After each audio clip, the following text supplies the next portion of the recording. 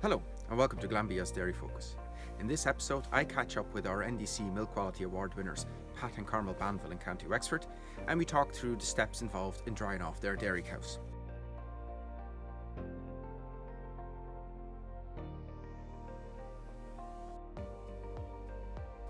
We're making 140 cows there. It's all spring calving. I'm farming here in partnership with my wife Carmel. John, our eldest, is in WIT in Waterford in third year doing ag science. So he's another year to go after this year, so hopefully he'll be back farming as well. Brian is doing his leaving cert, and Ard he helps out as well, and Ard is in transition year and she'll help out as well.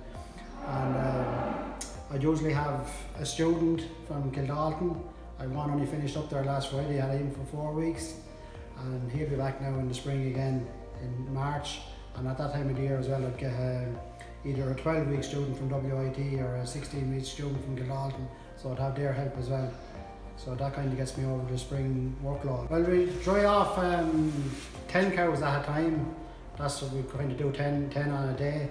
And how we pick out them would be their calving date and their milk yield. And last year we started doing selective dry cow therapy, and we done 25% of the herd with selective only, and that worked out very well. So this year, last year we picked them out any cows with cell counts under 50,000.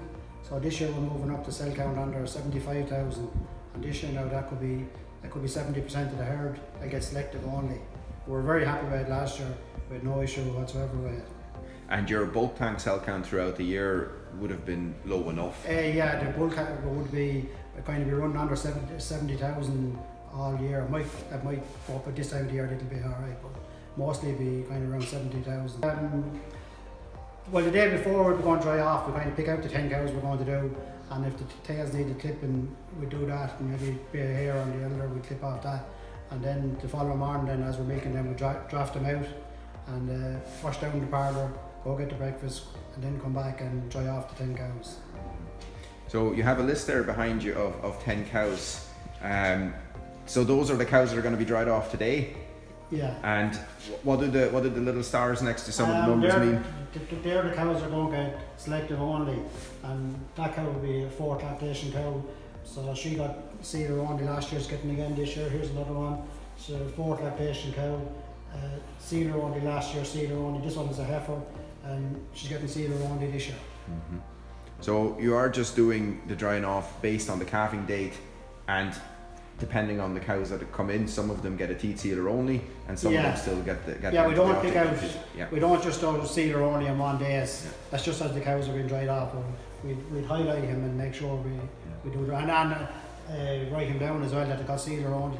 As well. The whole thing about drying off is be prepared, and we'd set up all this in the morning after when we come back after the breakfast, and we'd have the sealer and the dry tube in separate trays, and the cotton buds with soaked in methylated spirits, and we're kind of ready to go for each cow then. Mm-hmm.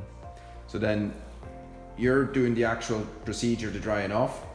Carmel helps you and hands you the tubes and the cotton wool and so on. Yeah, well, once I start drying off, once I hold the cow's teeth, I'd never let that teeth go until either one or the 2 tubes go in it. If it's selective only, obviously there's only one. If they're getting both, the 2 tubes will go in. But I do a teeth, and then that's done then, and then go on to the next teeth. I hold the teeth, Carmel hand me the tubes with the tips off and ready to go. And the gloves, I'd always put on 2 pairs of gloves, so if one glove got dirty, I'd not just take off the glove and you still have the glove on. Mm-hmm. Very good. And then once the cow is fully dried off and you finally let go of all 4 teats, you dip the teats. Yeah, when the milk machine is not going, I can't spray them, so I'd have to dip, but I have the dip and you can dip each cow then as you're going in, and we'd spray on plenty of red marking spray just to identify, just in case they got mixed up or anything, which could happen, but mine go to a separate shed anyway, so they won't be near the milking cows anyway. The next Thursday morning at 11 will be the next episode of our Living Proof webinar series. So why not join our own Thomas Ryan, ICBF's Sean Coughlin and myself when we discuss how breeding can improve the sustainability of your dairy herd. If you want any more information on any of the topics covered in this episode, please talk to your local Glanbia representative or log on to glanbiaconnect.com.